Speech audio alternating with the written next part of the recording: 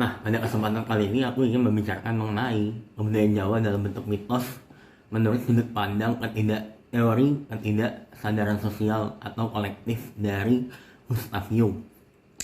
Secara spesifik yang aku ingin membicarakan adalah pada mitos tidak boleh memakai baju hijau di pantai selatan atau ketakutan dari para orang tua agar anaknya tidak keluar rumah ketika malam hari atau setelah azan maghrib berkumandang. Nah, sebelum kita masuk ke pembahasan, aku ingin membahas mengenai siapa sih pencetus dari teori ketidaksadaran sosial itu. Nah, ketidaksadaran sosial sendiri merupakan teori yang dicetuskan oleh Gustav Jung, salah satu tokoh psikologis yang merupakan murid dari Sigmund Freud. Nah, kemudian pertanyaan selanjutnya adalah apa yang membedakan teori psikoanalitik dari Sigmund Freud dan Gustav Jung? Nah, Gustav Jung sendiri berbeda dengan Sigmund Freud karena dalam teorinya mengenai psikoanalitik, si Gustav Jung tuh menyatakan bahwa ada sesuatu yang lebih besar daripada pengalaman pribadi, yaitu adalah ada andil kolektif atau genetik yang turun secara tidak sadar turun temurun kepada masing-masing individu yang diwariskan secara tidak sadar atau melalui alam bawah sadar gitu. Nah, pernyataan tersebut kemudian berkembang menjadi salah satunya adalah mengenai arketipe, naluri, dan berbagai hal yang lainnya. Tapi secara spesifik pada video kali ini aku ingin membahas mengenai apa sih peranan teori ketidaksadaran kolektif terhadap mitos-mitos yang beredar dalam lingkungan kebudayaan Jawa gitu.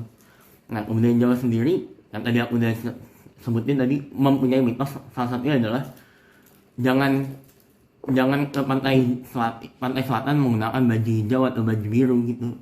Karena konon katanya ada kerajaan gaib di dasar atau di dalam laut dari pantai selatan itu sendiri.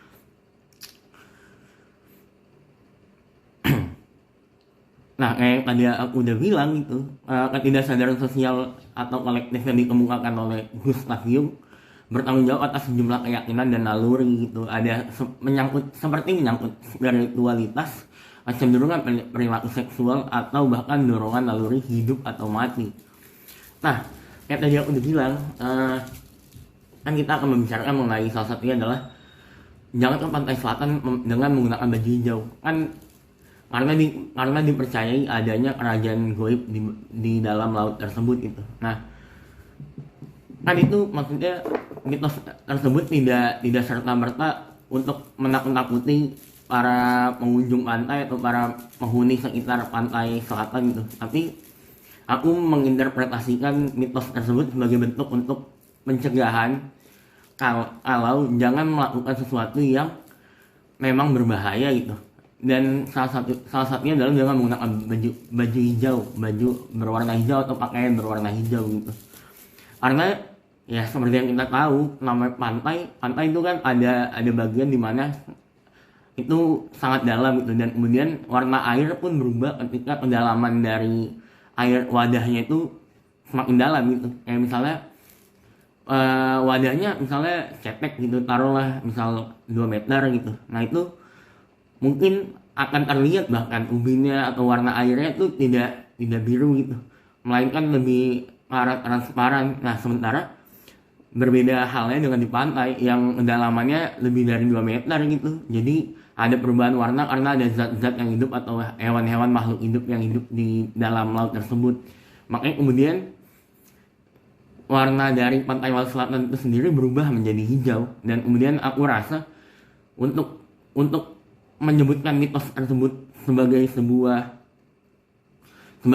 ketakutan, ekspresi ketakutan akan kehilangan individu di dalam lautan karena menggunakan baju hijau adalah valid, karena menurutku itu sebagai bentuk tidak langsung ekspresi untuk melindungi sesama gitu. Karena menurutku ya, resiko akan kematian atau naluri kematian dari manusia akan meningkat ketika kita tidak tahu apa yang kita sedang berhadapan gitu. Ya misalnya kita nggak pernah tahu apa yang ada di lautan pantai selatan. Kita nggak pernah tahu secara pasti Karena bahkan konon katanya kita cuma tahu kurang lebih 10% dari isi lautan, dan kemudian itu menjadi dasar, mungkin menjadi dasar dari mitos tersebut. Nah, ketidaksadaran kolektif yang disebutkan oleh Jung tadi itu juga menurutku sebagai bentuk dari pemahaman yang turun-temurun bahwa ada naluri ketakutan akan kematian dari seorang individu kalau menggunakan baju hijau begitu.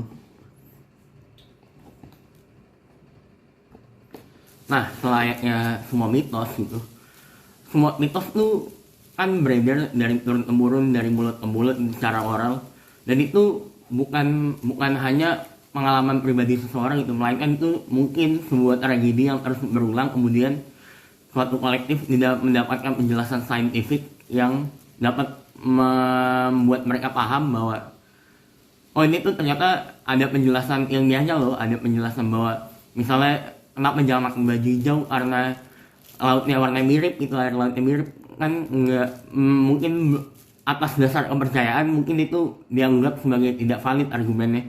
Kemudian mitos juga bukan dari pendapat pribadi gitu, melainkan itu keyakinan sosial gitu, keyakinan dalam bentuk apapun. Sama halnya dengan agama, si Gustav Jung juga bilang bahwa kalau ada kemungkinan bahwa dasar apa kan ada kemiripan dalam beberapa agama yang berbeda gitu. Nah, si Gustav Jung juga mengatakan bahwa ketidaksadaran kolektif dapat dicontohkan dalam kemiripan dalam perbedaan agama tersebut gitu.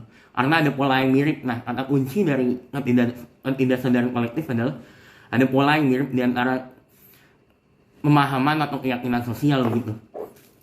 Nah, salah satunya adalah si mitos ini menyatakan bahwa jangan ke pantai selatan menggunakan baju hijau gitu, yaitu menurutku karena ada tragedi berulang yang polanya mirip, yaitu misalnya ada 4 korban yang hilang dari pantai selatan menggunakan baju hijau dalam rentan waktu yang cukup panjang. Kemudian ada pemahaman bahwa yang turun-temurun bahwa jangan pakai baju hijau di pantai selatan karena ditakuti diculik itu atau dibawa ke kerajaan alam gaib gitu. Dan itu menurutku sebuah manifestasi dari pemikiran, karena kita tidak menemukan sesuatu yang jelas, yang empirik begitu. Dari penjelasan ketidaksadaran kolektif tersebut, aku simpulkan bahwa memang betul ada peranan dari sebuah penjelasan yang tidak ilmiah terhadap beredarnya mitos tersebut, tapi kemudian itu tidak membuatnya menjadi tidak valid karena itu adalah pemahaman sosial yang tidak melulu memerlukan sebuah penjelasan saintifik begitu. Sekian dari saya. Assalamualaikum warahmatullahi wabarakatuh.